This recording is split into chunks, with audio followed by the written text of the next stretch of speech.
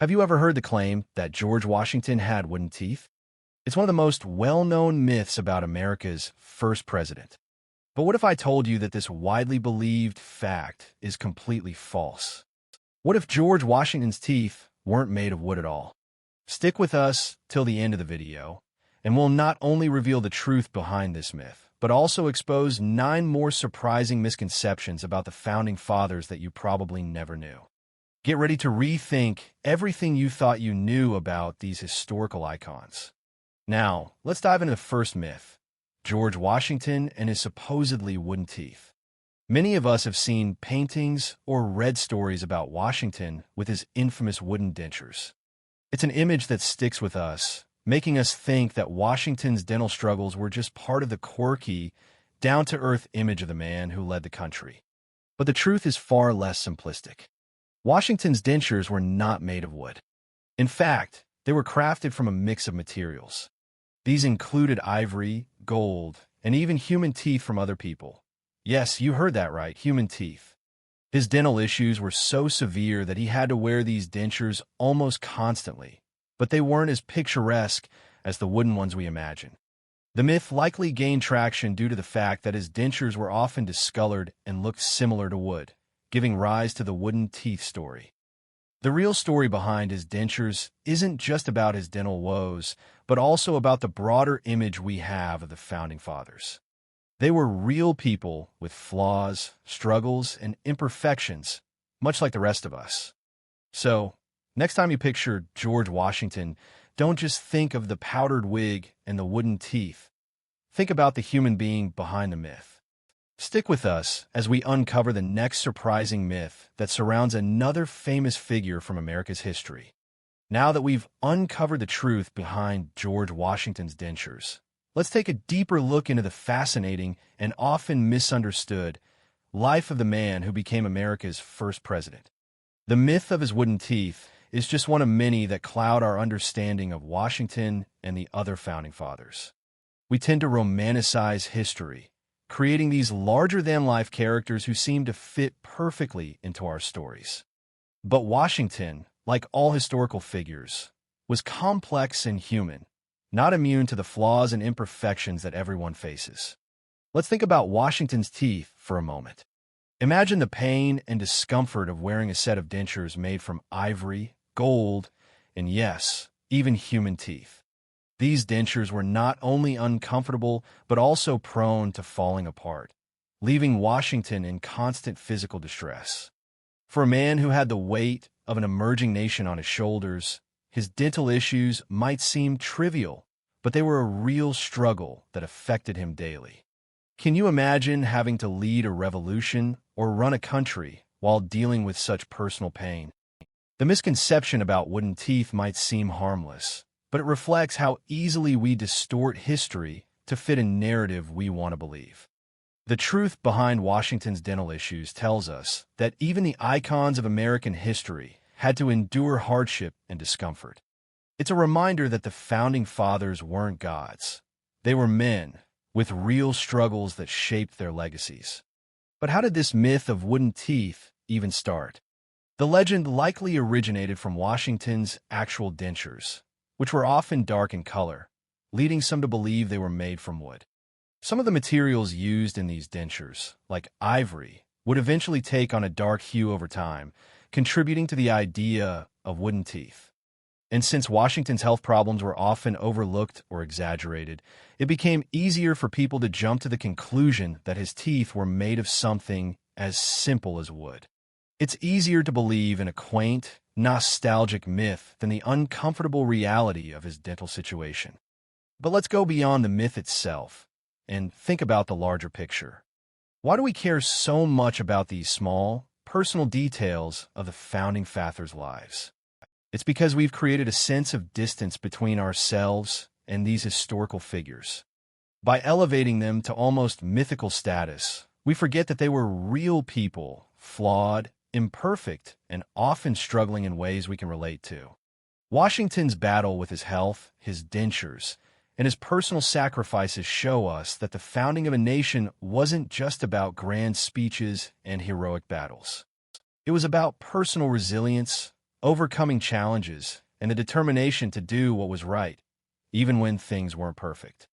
So next time you hear about Washington's wooden teeth, take a moment to remember that the myth tells us more about how we view history than about the man himself. And keep in mind that what we often think of as historical truth is frequently shaped by the stories we want to tell, not necessarily by the facts. Let's continue debunking more myths about the Founding Fathers and uncover the true stories behind their legacies. When you think about the Declaration of Independence, what comes to mind? Many people immediately picture Thomas Jefferson, quill in hand, crafting one of the most important documents in American history all by himself. It's a powerful image, right? The lone genius working tirelessly to declare independence for a nation that would change the world. But here's the truth. Jefferson did not write the Declaration of Independence alone, and understanding how this document came together reveals a lot more about the spirit of collaboration that shaped America's founding. While it's true that Thomas Jefferson was the primary author of the Declaration, he wasn't working in a vacuum. In fact, the final version of the Declaration was the result of careful collaboration among several of the Founding Fathers. Jefferson was chosen to write the draft by the Continental Congress, but this wasn't just a matter of him putting pen to paper. The document went through heavy revisions by other key figures, particularly John Adams and Benjamin Franklin. These two men weren't just silent observers. They actively contributed to the text, shaping its final form. It's important to remember that the Declaration of Independence was not an isolated act of genius, but rather a group effort. Jefferson himself even acknowledged this, saying, "I did not write it alone. It was the work of many hands." This statement might surprise some, especially those who have always viewed Jefferson as the sole author of the document. But it speaks to a larger theme. The creation of the United States was not a solo mission. It was the product of shared vision, debate, and collaboration. John Adams, for example, was one of the most vocal supporters of independence at the time, and his influence on the Declaration was crucial. He worked closely with Jefferson to refine ideas, suggest edits, and ensure that the document accurately represented the collective will of the American colonies.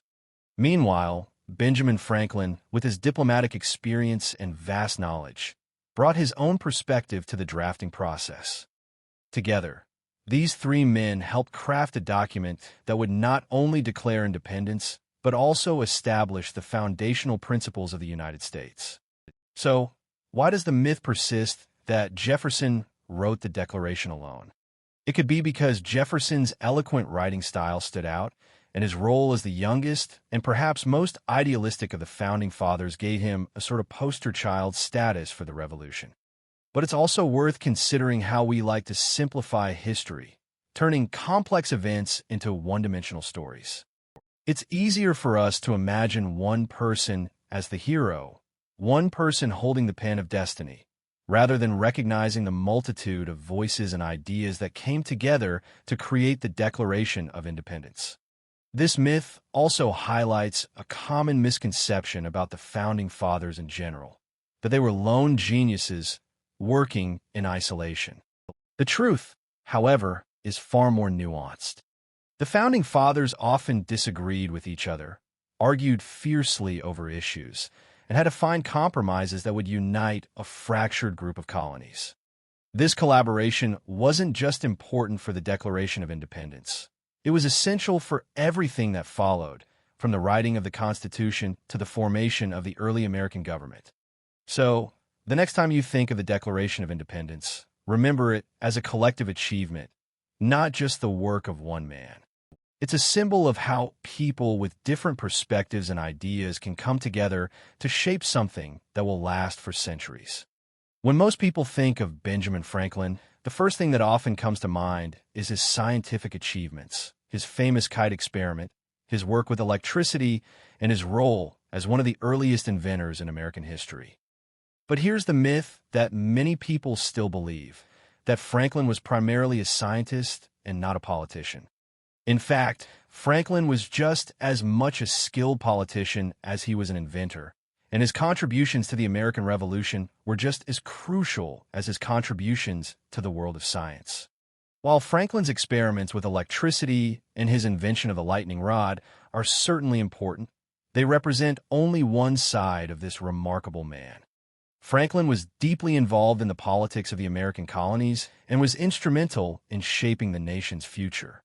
He served as a delegate to the Continental Congress, helped draft the Declaration of Independence, and most notably, he played a pivotal role in securing French support during the American Revolution. Without Franklin's diplomatic efforts in France, it's hard to say if America would have been able to win its independence. Franklin's time in France is perhaps one of the most fascinating chapters in his life. As one of America's leading diplomats, he used his charm, wit, and political savvy to gain French support for the American cause. He was so effective that he became a beloved figure in France, even being celebrated in French salons and social circles. But it wasn't just his personality that won him allies. It was his deep understanding of politics and international relations. Franklin wasn't just there to ask for help. He was there to forge alliances, negotiate treaties, and ultimately change the course of history. This brings us to a key point. Franklin's role as a politician was not a side project or secondary to his scientific work. It was integral to his life. In fact, Franklin's political work went hand in hand with his scientific curiosity. His understanding of human nature and governance shaped much of his approach to scientific experiments and vice versa. He was a master at connecting ideas from different fields, whether it was politics, science, or philosophy, to create a broader understanding of the world. So, why does this myth persist? One reason might be that Franklin's scientific discoveries are so well known and universally admired. His experiments and inventions cast a long shadow, and it's easy to overlook his political genius when his scientific work is so much more accessible to the general public. In addition, Franklin's personality as the fun-loving, witty inventor has become a dominant part of his public image, making his more serious work in politics less apparent. But make no mistake, Franklin's diplomatic work was crucial to America's success. Without him in France, the revolution might have failed. His ability to negotiate and build relationships with foreign powers made him a key player in securing the aid that ultimately tipped the scales in favor of the American cause.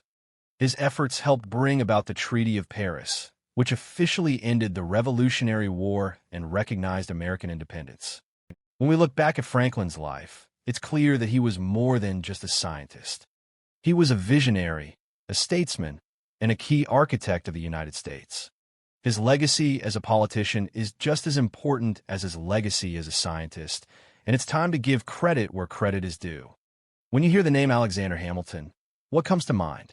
Many of us picture a young immigrant who arrived in the American colonies with nothing but ambition and a dream. But here's the myth. Hamilton was an immigrant who wasn't born in America, so he should be considered an outsider who came to the country with no real ties to its birth. While Hamilton's early life is indeed one of overcoming hardship, his connection to America and his role in its founding is more complex than we've been led to believe. First, let's clarify.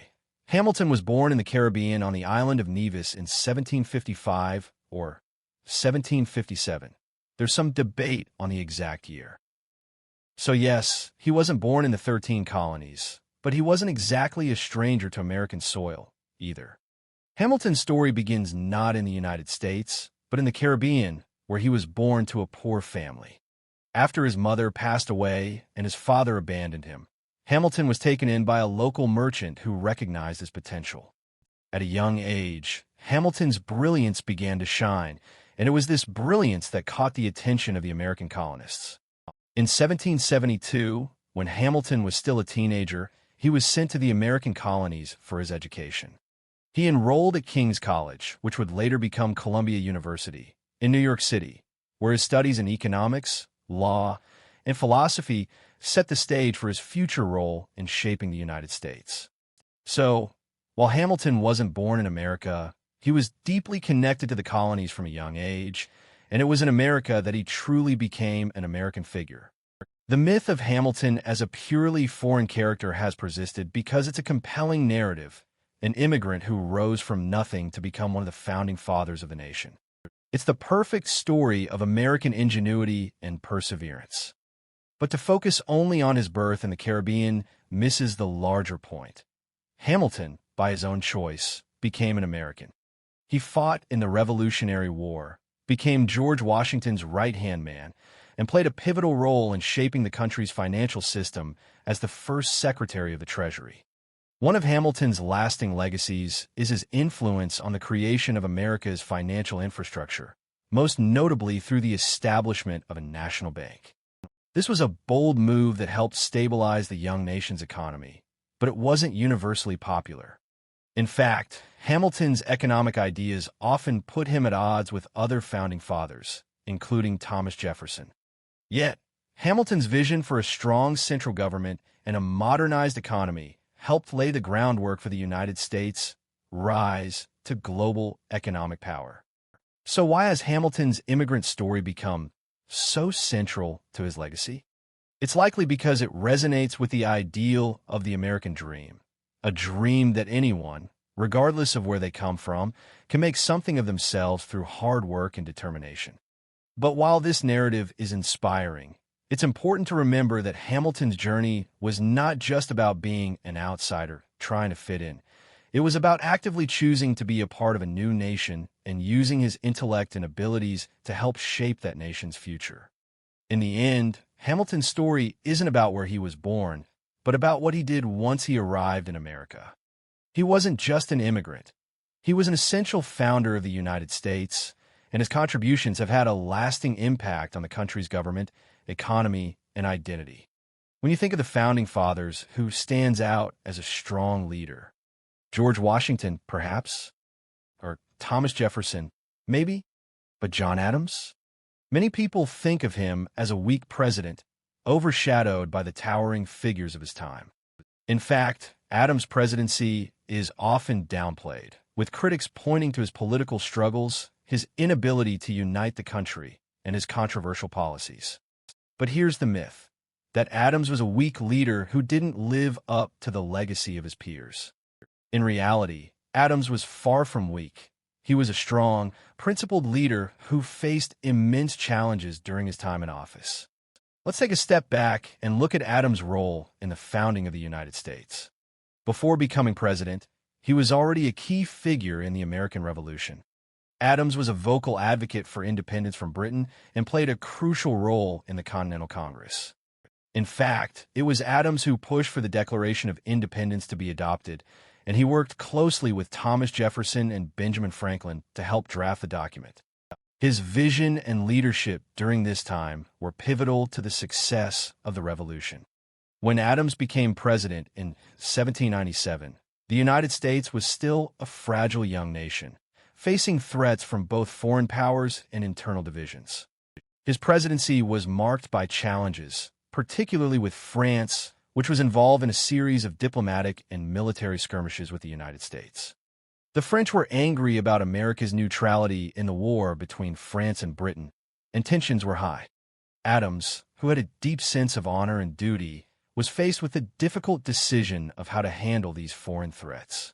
One of the most criticized aspects of Adams' presidency was his decision to avoid war with France. In 1798, the United States was on the brink of war with France, and many of his fellow Federalists, including Alexander Hamilton, urged Adams to take a more aggressive stance. But Adams chose diplomacy over conflict. He sent a peace mission to France, risking his political career in the process. The decision to avoid war was not only a difficult choice, but a wise one, as it allowed the United States to focus on domestic growth and development rather than draining resources in another foreign war. His actions were grounded in a deep understanding of the long-term consequences for the nation. He was willing to sacrifice immediate political gain for the stability and security of the country. Adams' decision to pursue peace with France was unpopular at the time, especially among Federalists who believed that war would solidify the party's political power. However, in hindsight, his restraint proved to be a pivotal moment in American history. By avoiding war, Adams kept the country's fledgling economy intact and allowed for more time to establish a stable government. It's important to recognize that Adams' presidency was far from a failure. His political vision, commitment to preserving peace, and his dedication to the long-term welfare of the United States were qualities that set him apart from other leaders. His presidency may not have been as glamorous as Washington's or Jefferson's, but it was no less important. Adams' focus on diplomacy, rather than engaging in a costly war, helped solidify his legacy as a strong and effective leader. So, the next time you hear that John Adams was a weak president, remember that history has a tendency to simplify complex figures. Adams may not have been a flashy, larger-than-life leader, but he was a dedicated and thoughtful president whose decisions helped shape the future of the United States. When we think about the early days of America, many people picture a nation founded on Christian principles. Visions of the Founding Fathers praying in churches, drafting laws based on biblical teachings, and creating a government meant to reflect their Christian faith. This myth is pervasive, often supported by references to "In God We Trust" and the idea that America was created as a Christian nation. But let's dig deeper. Was the United States truly founded on Christian values? The truth is much more complicated, and understanding the founders' views on religion reveals a very different story. While many of the Founding Fathers were religious men, their personal beliefs about religion and its role in government were varied. What unites them, however, is their belief in the importance of religious freedom, particularly freedom from religious control by the state. The Founding Fathers were heavily influenced by Enlightenment ideas, which emphasized reason, individual liberty, and the separation of church and state. They understood the dangers of a state-run religion, as they had witnessed firsthand the religious persecution that occurred in Europe and the colonies. The very reason many of the early colonists came to America was to escape religious oppression. Take Thomas Jefferson, for example. Jefferson was a deeply religious man in his own way, but he was also a staunch advocate for the separation of church and state. He famously wrote the Virginia Statute for Religious Freedom in 1786, which declared that no man shall be compelled to frequent or support any religious worship, place, or ministry whatsoever. Jefferson's vision for America was one where people could practice their faith freely, without the government imposing any particular religion on them.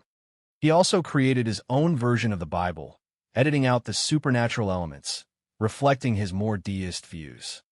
James Madison, often referred to as the father of the Constitution, also believed in a strict separation of church and state. Madison argued that government involvement in religion could lead to the very type of religious intolerance and persecution that the colonists had fled from in Europe. He felt that mixing religion with politics would be dangerous to both religion and government, and he worked tirelessly to ensure that the Constitution would reflect this separation. And then there's George Washington. While Washington was certainly a man of faith, he was also deeply committed to the principle of religious liberty. In his famous letter to the Hebrew congregation of Newport in 1790, he affirmed the importance of religious freedom and guaranteed that the new government would not favor any particular religion. He said, "The government of the United States, which gives to bigotry no sanction, to persecution no assistance, requires only that they who live under its protection should demean themselves as good citizens, in giving it on all occasions their support." The myth that the United States was founded as a Christian nation is rooted in a selective reading of history. While the Founding Fathers recognized the importance of religion in shaping moral values, they also understood that a government should not be based on any one religious doctrine. Their primary goal was to create a nation that would allow people of all faiths, or of no faith at all, to live peacefully and freely. This distinction is important because it shapes our understanding of religious freedom today. The Founding Fathers didn't intend for America to be a Christian nation, but rather a nation that would protect the right of its citizens to practice their faith without interference from the government. In fact, the very first amendment to the Constitution enshrines this principle. ensuring that Congress shall make no law respecting an establishment of religion or prohibiting the free exercise thereof. So, when we look at the history of the United States and the intentions of its founding fathers, it's clear, while many were religious, they did not want to establish a Christian theocracy. Instead, they wanted a nation where all beliefs, whether Christian or not, could coexist under the protection of the law. When we think about the founding fathers, we often picture them as men of high moral character fighting for liberty and justice. However, one of the most persistent myths surrounding these men is the belief that all of them were slave owners. While it's undeniable that slavery was a significant part of early American society, the reality is far more complicated, and not every founding father participated in or supported slavery in the same way.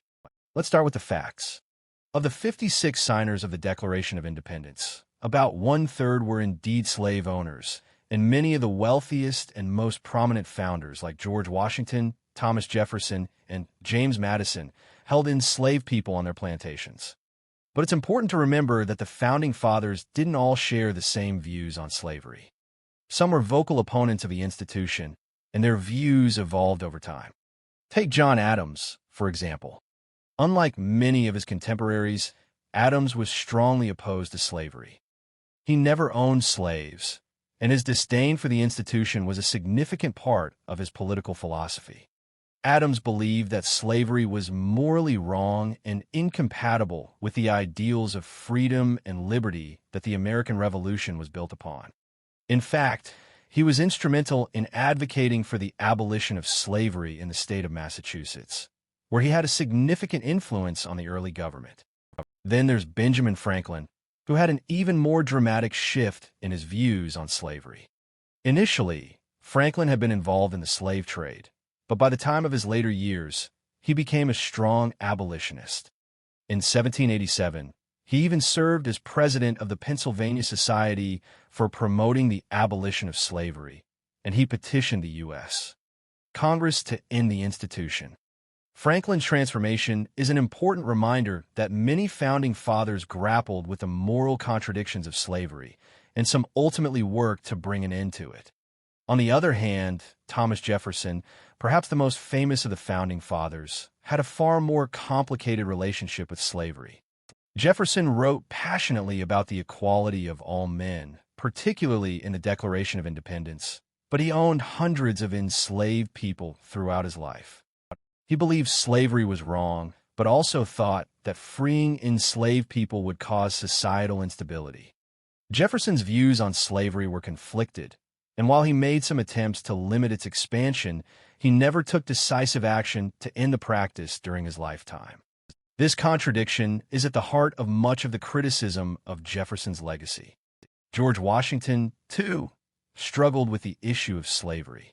He inherited enslaved people and continued to own them throughout his life. However, in his will, Washington made provisions for the eventual freeing of his enslaved workers after the death of his wife, Martha. While this act was important, it didn't come soon enough to make a significant impact on the institution during his presidency. It's crucial to recognize that while slavery was a deeply ingrained part of American society at the time, not all the founding fathers were slave owners, and not all of them supported slavery as an institution. Some, like Adams and Franklin, worked actively to challenge and eliminate it. Others, like Jefferson and Washington, grappled with its moral implications but struggled to find solutions. This complexity is important to understand, as it reflects the deep contradictions within the early American Republic. The myth that all of the founding fathers were slave owners oversimplifies the issue and overlooks the fact that many of them wrestled with the question of slavery in different ways. Their legacy is shaped not only by their involvement in slavery, but also by their efforts to address it, whether through personal moral opposition or through the political and legal changes they fought for. Understanding these nuances helps us gain a more accurate, complex view of the founding fathers and the society they helped create. One of the most famous phrases associated with the American Revolution is "no taxation without representation." This slogan has been drilled into our minds, as the main reason the American colonies fought for their independence from Great Britain. It paints a clear picture. The American colonists, oppressed by unfair taxes, simply wanted a voice in Parliament. However, this idea, while partially true, oversimplifies the causes of the Revolution. The truth is far more complex, and the American Revolution was driven by a variety of factors, taxation being just one piece of a much larger puzzle. Let's start with the idea that taxes were the only issue. Yes, the British government imposed several taxes on the American colonies, such as the Stamp Act and the Townshend Acts, which enraged colonists who felt they had no say in the decisions made in Parliament. But taxation alone wasn't the spark that ignited the Revolution. The colonies had long been subject to British economic policies, but it wasn't until the British started to impose more direct control over the colonies that the resentment really began to build. The underlying issue was not just the taxes themselves, but the broader question of British authority over the colonies. Many colonists felt they were being treated as subjects of a distant monarchy rather than as self-governing citizens. The British government had been imposing various laws, restrictions, and policies, such as the Proclamation of 1763, which limited colonial expansion, and colonists saw these as infringements on their natural rights. They believed they should have a right to make their own laws, control their own economy, and, most importantly, govern themselves. Another crucial factor was the influence of Enlightenment ideas. Thinkers like John Locke and Montesquieu had been spreading ideas about the rights of individuals, the importance of consent of the governed, and the separation of powers. These philosophical ideas inspired many American leaders, who began to see the British monarchy as a tyrannical force standing in the way of the liberty and freedom they believed all people deserved. It wasn't just about taxes, it was about the right to govern themselves and to create a system that reflected the values of personal liberty and democracy. Moreover, there were concerns about Britain's increasing military presence in the colonies. The British stationed troops in the colonies, ostensibly to protect them, but many colonists saw this as a way for the British to enforce their control and intimidate the colonists into submission. The presence of British soldiers, coupled with harsh laws, was a constant reminder to the colonists that they were under the thumb of an overbearing government. The American Revolution, therefore, wasn't simply a reaction to taxes. It was a fight for the principles of self-determination, freedom, and the right to govern without outside interference. Yes, taxes played a role in rallying the people, but they were just a symptom of a much larger issue, the desire for autonomy and control over their own destiny. The American colonists were tired of being treated as subjects of a foreign power that had no regard for their rights and their needs. This broader context is important because it helps us understand why the American Revolution was more than just a tax dispute. It was a struggle for the fundamental rights of the colonies, and it was driven by a growing desire to establish a government based on the consent of the people rather than the dictates of a distant monarchy. By the time the Declaration of Independence was signed in 1776, the American colonists were fighting not just to be heard in Parliament, but for the right to create their own nation free from British rule. So, while the myth of taxation without representation captures part of the story, it misses the larger, more important picture. The Revolution was about the fight for freedom, autonomy, and self-government, and that's a much bigger battle than just a tax dispute. If there's one thing that most Americans believe about the Founding Fathers, it's that they were adamantly opposed to the formation of political parties. Many of us have heard the warning that George Washington gave in his farewell address, urging the nation to avoid the spirit of party. It's a powerful image, Washington, the first president, warning against the dangers of political division. This myth paints the Founding Fathers as visionary leaders who wanted a united nation free from the chaos of partisan politics.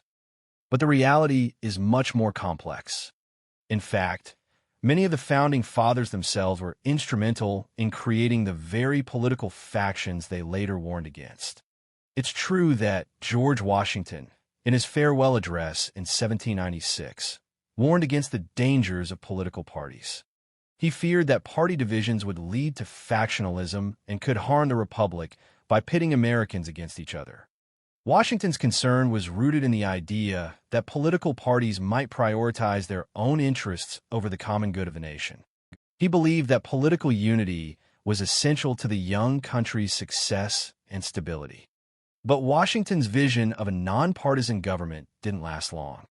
In reality, by the time Washington left office, political factions were already emerging, and they weren't just some accidental byproduct of his presidency. They were fueled by the differing visions of two of his closest colleagues, Thomas Jefferson and Alexander Hamilton. Jefferson, a champion of states' rights and agrarianism, and Hamilton, a proponent of a strong central government and industrialization, had fundamentally different ideas about how the new nation should be governed. These differences led to the formation of the first political parties in American history, the Democratic-Republican Party, led by Jefferson, and the Federalist Party, led by Hamilton. Hamilton's vision was for a strong central government with a national bank, a professional army, and a focus on commerce and industry.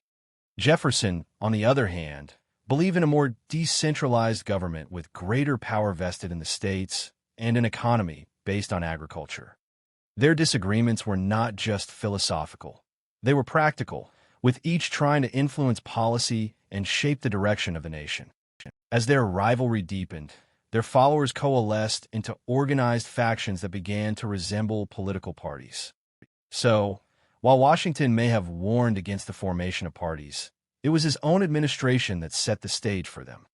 His own cabinet was divided between Hamilton's Federalists and Jefferson's Democratic Republicans, and as the nation's political landscape evolved, it became clear that political parties were here to stay.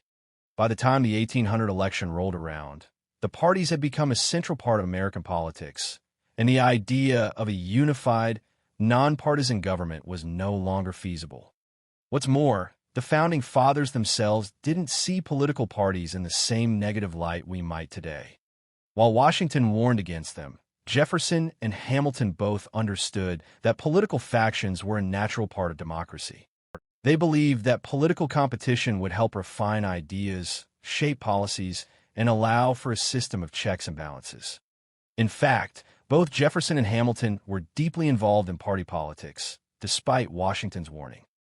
The myth that the Founding Fathers were against political parties ignores the reality that they were not only part of the factions that eventually led to the creation of political parties, but they also recognized that such divisions were part of a healthy, functioning democracy.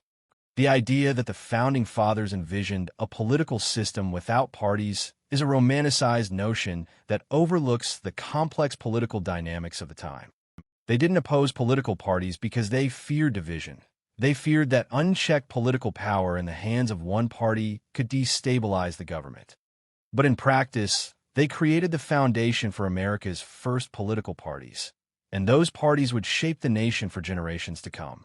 So, while Washington may have cautioned against political parties, the reality is that they were an inevitable part of America's political evolution, and in many ways, the Founding Fathers themselves laid the groundwork for the system we have today. George Washington is often portrayed as the reluctant leader, the man who didn't want power but took it on out of a sense of duty to his country. It's an image that fits the narrative of Washington as a humble, selfless hero, someone who is too honorable to seek the highest office in the land. Many people believe that Washington, after leading the Continental Army to victory in the American Revolution, was pushed into the presidency by his peers, and that he took the role reluctantly, simply to avoid political instability.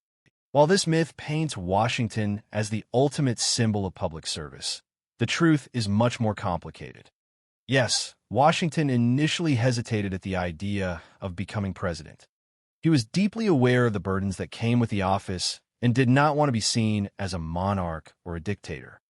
After all, Washington had just led a successful revolution against what many colonists saw as a tyrannical monarchy in Britain. The last thing Washington wanted was to appear as though he was creating a new form of monarchy in America. He was also tired after years of war and personal sacrifice, and the thought of stepping into another monumental role weighed heavily on him. However, While Washington may have hesitated, he did not refuse the presidency. In fact, he actively participated in the shaping of the new government. Washington had been an integral figure throughout the process of the Constitutional Convention, and his leadership was widely seen as essential for the success of the new nation. When the time came to choose a president, he was undoubtedly the most respected and revered figure in America. The idea of a president without Washington seemed unthinkable to many of his contemporaries. At the same time, Washington's decision to take the presidency wasn't simply out of a sense of duty. It was also because he recognized the importance of the moment. The United States was a fledgling nation, and it needed a leader with the character and experience to guide it through its early challenges. Washington knew that if he declined the presidency, it could create uncertainty and undermine the fragile unity the country had achieved. Washington understood the significance of his role in setting precedents that would influence the presidency for generations to come. The myth that Washington never wanted to be president also overlooks the fact that Washington was a highly ambitious man in many ways. While he may have been reluctant to embrace power, he was no stranger to leadership. Washington had spent years as a military commander and had long been involved in political and diplomatic matters. He knew how to command respect, build alliances, and navigate the complexities of governance. It's important to recognize that Washington wasn't just a passive figure. He was actively shaping the political landscape of America. Additionally, Washington's decision to step down after 2 terms was a powerful statement about his commitment to democracy. Rather than staying in office indefinitely, like many monarchs of the time, Washington voluntarily relinquished power, setting a precedent for the peaceful transfer of power that has lasted in American politics to this day. In this way, Washington demonstrated both his understanding of the dangers of unchecked power and his deep commitment to the ideals of republicanism. So, while it's true that Washington initially hesitated to take the presidency, he didn't do so out of a deep desire to avoid power. Instead, he recognized that the nation needed his leadership and that he was uniquely qualified to guide the country through its formative years. Washington's decision to accept the presidency was not one made out of reluctance, but one made out of a sense of duty, responsibility, and vision for the future of the United States. As we've seen, the myths about the Founding Fathers often paint a picture of perfect, infallible leaders, but the truth is far more complex. These men were visionaries, but they were also flawed human beings, grappling with their own contradictions, struggles, and evolving beliefs. From George Washington's teeth to Thomas Jefferson's stance on slavery, the history of our nation is filled with stories that challenge our understanding of these icons. So, they were more than just symbols of liberty.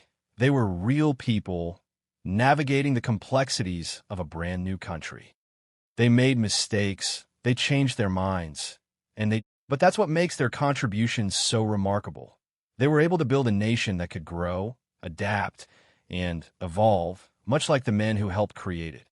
Which of these myths surprised you the most? Let us know in the comments below, and don't forget to like and subscribe for more historical truths. Until next time, keep questioning, keep learning, and keep discovering the real stories behind the legends. When we ask, who was the most corrupt U.S. president, we first need to agree on what corruption actually means. For some people, corruption is all about money, bribes, stolen funds, shady deals. For others, it's about power, the misuse of authority, the cover-ups, or the lies told to protect personal interests. In truth, corruption in politics often mixes both. It's the betrayal of public trust, whether for wealth, influence, or survival. And here's the surprising part. Corruption at the presidential level doesn't always look the same. Some other times, it's hidden beneath layers of loyalty, where allies and friends are rewarded with powerful positions they don't deserve. This practice, known in history as the spoils system, was once common, and it raised big questions about whether presidents were serving the people or serving their inner circles. But corruption isn't just about rewarding friends. It can also mean ignoring scandals, looking the other way when officials under you are caught stealing, or even using the law to protect your own mistakes. And this is where history starts to get messy. Some presidents may not have been personally greedy, but their administrations became infamous because the people around them were. Others crossed the line themselves, directly abusing power in ways that left scars on the nation. Think about it for a moment. The United States was founded on the idea of democracy, accountability, and freedom from tyranny. Yet, even the highest office in the land, the presidency, hasn't been immune to corruption. It's almost ironic, isn't it? The very position meant to embody leadership and integrity has at times been linked to scandal, deceit, and betrayal. And that tension is what makes this question so fascinating. Who among them stands out as the most corrupt? Before we dive into specific names, let's understand why these scandals matter so much. A corrupt local official can do damage, but a corrupt president has the power to shape the entire course of history. Laws, wars, economies, and even the lives of ordinary citizens can be swayed by decisions influenced by greed or cover-ups. That's why corruption at this level is not just political gossip. It's a direct threat to democracy itself. Take the 19th century as an example. Back then, newspapers were already exposing shady deals and questioning presidential decisions. The difference is that today, we have round-the-clock news and social media to amplify every detail. But corruption isn't new. It's been part of the story since the early days of the Republic.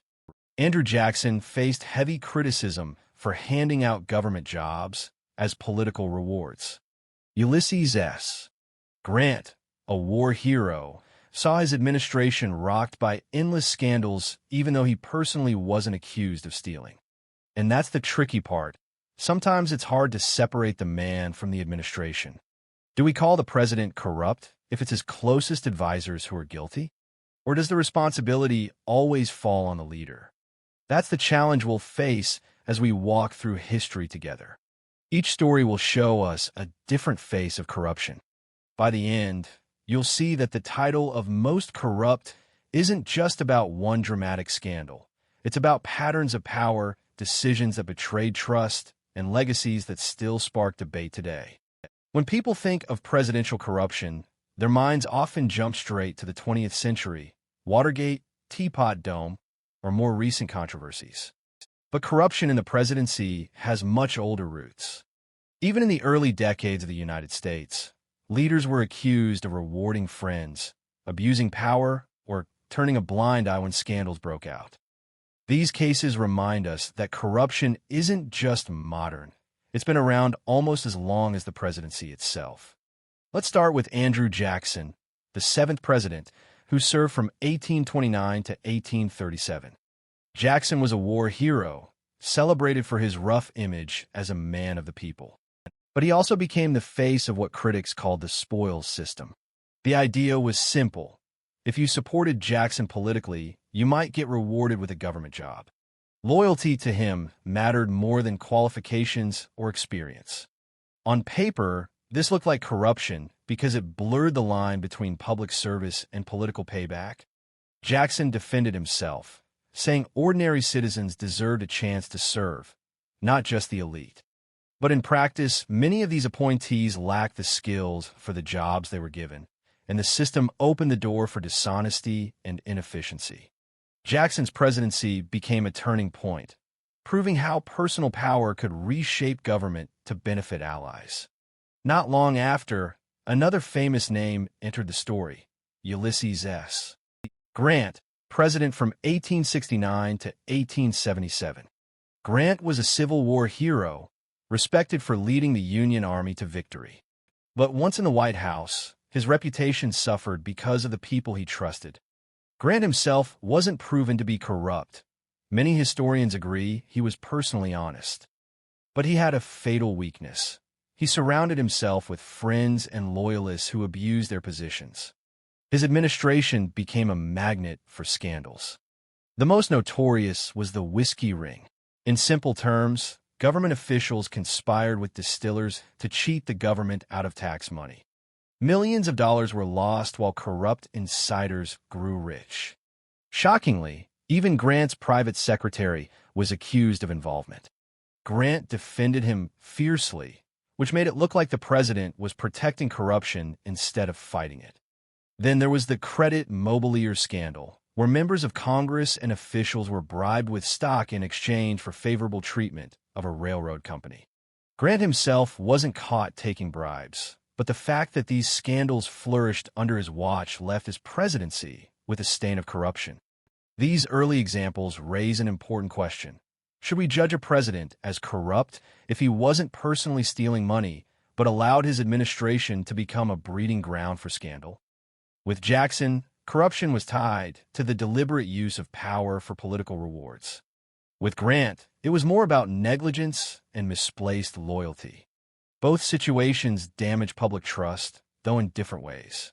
It's worth pausing here because these cases highlight how corruption can take many forms. Sometimes it's intentional, like rewarding allies with jobs or favors. Other times it's indirect, the failure to control or punish those who are exploiting power. In either case, the result is the same. The American people lose faith in their leaders. By the late 1800s, scandals had become almost expected in politics. Newspapers fed on them, and ordinary citizens debated whether their presidents were truly working for the nation or just for their friends. These early controversies set the stage for what would come later. Massive scandals so explosive that they threatened the presidency itself. And the first of those truly explosive scandals came in the 1920s, under a man whose administration became almost synonymous with corruption, Warren G. Harding. By the time the 1920s rolled around, America was changing fast. The First World War had ended, cities were booming, and people were eager for a return to normal life. Warren G. Harding, elected president in 1920, promised exactly that. He spoke of a return to normalcy, a comforting phrase after years of turmoil. Harding came across as friendly, approachable, and almost ordinary compared to some of his predecessors. But behind this warm public image, his presidency became one of the most scandal-ridden in American history. Harding's biggest mistake wasn't necessarily his own greed. It was his choice of friends. He filled key positions with men from his home state of Ohio, nicknamed the Ohio Gang. These were not always the most capable or honest officials. Many of them saw politics not as public service, but as an opportunity to enrich themselves. Harding trusted them, and that trust turned out to be disastrous. The most infamous scandal to erupt during Harding's time in office was the Teapot Dome scandal. It started with something as simple as oil. The government had reserved certain oil fields, including one in Wyoming called Teapot Dome, for national emergency use by the Navy. But Harding's Secretary of the Interior, Albert Fall, secretly leased these oil reserves to private companies. In exchange, Fall received huge bribes, hundreds of thousands of dollars in cash, bonds, and even livestock. Imagine the scale. Public resources meant for national defense were quietly handed over for private profit, all hidden behind closed doors. When the scandal broke, it shocked the nation. At the time, Teapot Dome was described as the greatest and most sensational scandal in the history of American politics. Newspapers splashed it across headlines. Investigations followed, and eventually Albert Fall became the first former cabinet official to be convicted and sent to prison. It was proof that corruption had reached the very heart of Harding's administration. Harding himself never faced trial. In fact, he died suddenly of a heart attack in 1923 before the scandal was fully exposed. Some historians argue that he might not have even known the full extent of what his appointees were doing. Others believe he had suspicions but chose to look the other way. Either way, his legacy was destroyed. Instead of being remembered for his promises of peace and normalcy, Harding's name became forever tied to corruption. The tragedy of Harding's presidency is that he may not have been personally corrupt in the same way as his cronies, but he allowed corruption to flourish by surrounding himself with dishonest men. That decision alone placed his reputation in the same category as the scandals themselves. A president's job is not only to lead, but also to safeguard the integrity of the government. Harding failed in that duty, and his failure became a warning for future generations. The Teapot Dome scandal taught Americans an important lesson. Corruption doesn't always happen in secret corners of the country. It can happen at the highest levels, involving the most trusted officials with billions of dollars at stake. And once that trust is broken, it's nearly impossible to repair. Harding's downfall showed the nation that even a likable, well-meaning president could preside over one of the darkest chapters of political dishonesty. But as shocking as Teapot Dome was, it wouldn't be the last time Americans saw a presidency consumed by scandal. Just 50 years later, a new storm would rise, this time centered on a president who didn't just fail to stop corruption, but actively worked to cover it up. His name was Richard Nixon, and his story is remembered through one word: Watergate. In American history, no presidential scandal is more infamous than Watergate. The very word itself has become shorthand for corruption, lies, and abuse of power. At the center of it all was Richard Nixon, the 37th President of the United States. Nixon was a skilled politician, intelligent and ambitious. He won re-election in 1972 with one of the largest landslide victories ever. Yet, less than 2 years later, he became the first and only president to resign in disgrace. How did this happen? The story begins with a break-in. In June of 1972, 5 men were caught breaking into the Democratic National Committee headquarters at the Watergate complex in Washington, D.C. At first, it looked like a small, strange burglary. But investigators quickly uncovered ties between the burglars and Nixon's re-election campaign. The men weren't after money or valuables. They were there to plant listening devices and gather political intelligence. The burglary itself was bad enough, but the real scandal was what came after. Instead of admitting wrongdoing, Nixon and his top aides tried to cover it up. They arranged hush money payments to the burglars, pressured the FBI to back off, and lied to the public about what had happened. This wasn't just about a break-in anymore. It became about a president using the power of his office to hide the truth and protect himself. That, in itself, was corruption on a scale the nation had never seen before. The investigation gained momentum when a special Senate committee was formed.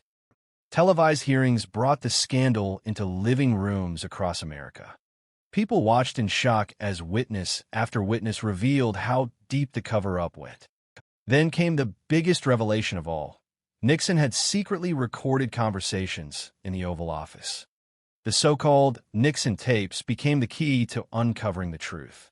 When investigators demanded the tapes, Nixon refused, claiming executive privilege.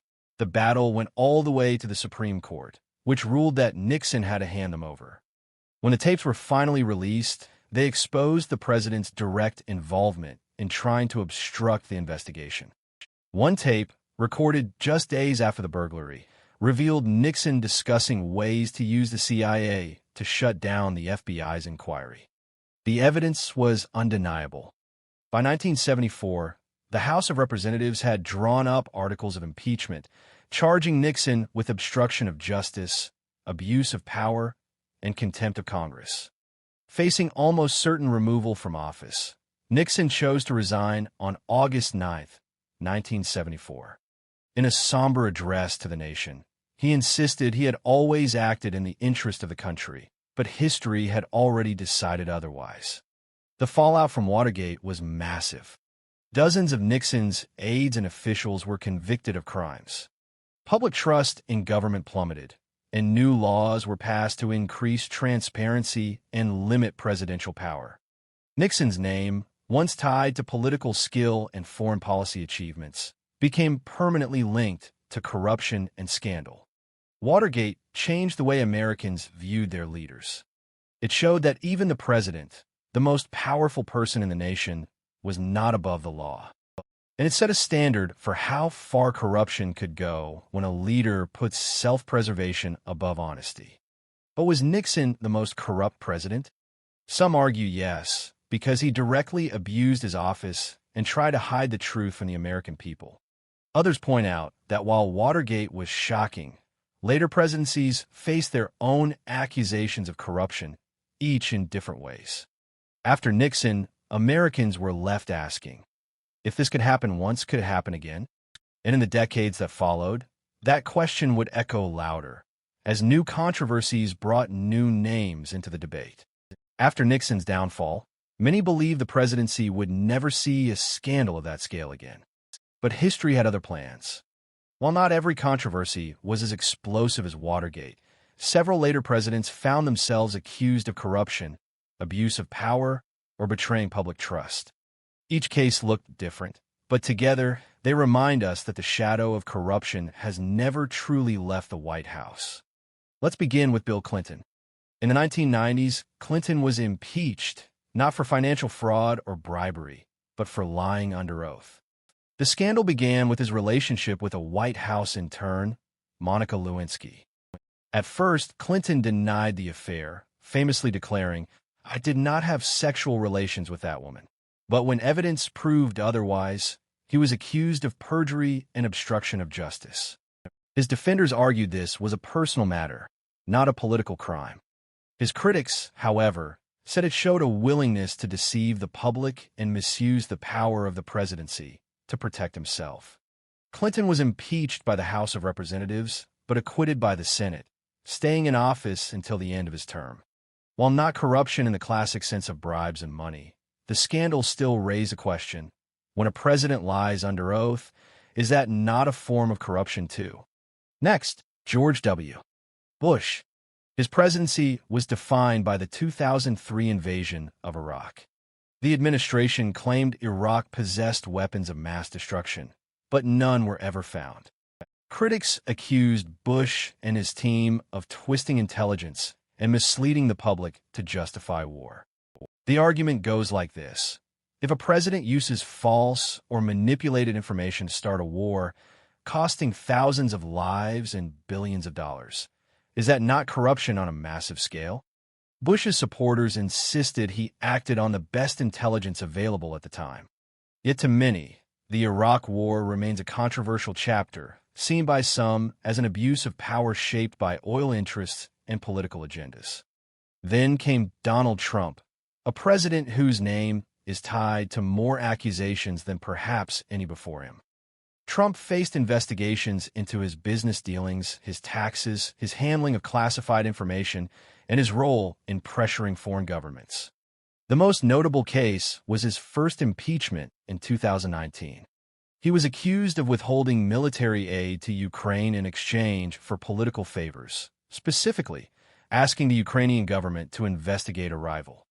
This was labeled as an abuse of power, using foreign policy for personal political gain. In 2021, Trump faced a second impeachment, this time for incitement of insurrection after the storming of the U.S. Capitol. Like Clinton, Trump was impeached twice by the House, but acquitted in the Senate both times. Still, the sheer number of controversies surrounding his presidency fueled heated debates about corruption in modern America.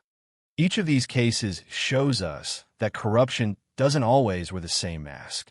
For Clinton, it was dishonesty under oath. For Bush, it was the possible misuse of intelligence to justify war. For Trump, it was a storm of accusations about personal and political gain. None of them looked exactly like Nixon's Watergate or Harding's Teapot Dome, but each raised the same core question. Can we trust our leaders to put the nation above themselves? And so, the debate continues. Was Harding's administration the most corrupt because of Teapot Dome? Was Nixon's cover-up worse because it struck at the heart of democracy? Or do modern cases, with their global consequences and bitter divisions, stand out even more? The truth is, the answer isn't simple. To call one president the most corrupt is to weigh scandals of very different shapes and sizes. But that's exactly what we're about to do. Measure these legacies side by side and ask who truly deserves that title. Now that we've walked through some of the most infamous scandals, it's time to ask the big question. Who really deserves the title of the most corrupt U.S. president? To answer this, we need to weigh these presidencies side by side, Not just the scandals themselves, but the scale of damage they caused to the nation. Let's begin with Warren G. Harding. His administration was flooded with corruption. Teapot Dome was the centerpiece, but it wasn't the only scandal. His friends, the Ohio Gang, were caught in schemes involving bribes, kickbacks, and misuse of government contracts. Harding himself may not have pocketed money, but his careless choice of allies allowed corruption to spread like wildfire. If corruption is defined by how much an administration steals from the people, Harding is near the top of the list. His presidency became a symbol of political greed and dishonesty in the 1920s. Now compare that with Richard Nixon. Nixon's corruption wasn't about money, it was about power. Watergate revealed a president willing to use government agencies like the CIA and FBI to protect himself. He pressured officials, silenced investigations, and lied to the American people. Nixon's crime was not stealing funds, but undermining democracy itself. And when the secret Oval Office tapes proved his guilt, he had no choice but to resign. If corruption is measured by how far a president will go to cling to power, Nixon's name rises above almost anyone else. Then we have the more recent debates. Bill Clinton's scandal was personal, but it still touched on the issue of trust. George W. Bush's critics argue that the Iraq War was built on distorted intelligence, costing countless lives, making it one of the most consequential controversies in modern history. And Donald Trump's presidency, filled with accusations of using office for personal gain, sparked 2 impeachments and left the nation bitterly divided. For some, Trump represents a new form of corruption, one tied less to secret bribes and more to bending democratic norms for political survival. So how do we decide? If we measure corruption by stolen wealth, Harding's administration takes the lead. If we measure by betrayal of democracy, Nixon's Watergate stands unmatched. And if we judge by controversy and sheer volume of accusations, Trump's years in office are impossible to ignore. Each represents a different face of corruption, financial, political, or institutional. But maybe the real lesson is this: corruption doesn't always look the same. Sometimes it's hidden in backroom deals. Sometimes it's broadcast on live television. Sometimes it's a matter of history looking back and asking whether decisions were made for the people or for the powerful few. The truth is there may never be a single, uncontested answer. Harding, Nixon, and Trump each have a claim to the title, depending on how we define corruption. And maybe that's the unsettling part. It shows us that corruption in the presidency is not an exception. It's a recurring danger, one that surfaces in different forms across different eras. Which brings us to the most important point. The presidency isn't just about the individual man. It's about the system that surrounds him. When leaders are unchecked, when allies are rewarded without accountability, or when power is abused for personal survival, corruption thrives. And in the end, it's not just reputations that are damaged. It's the trust of the American people.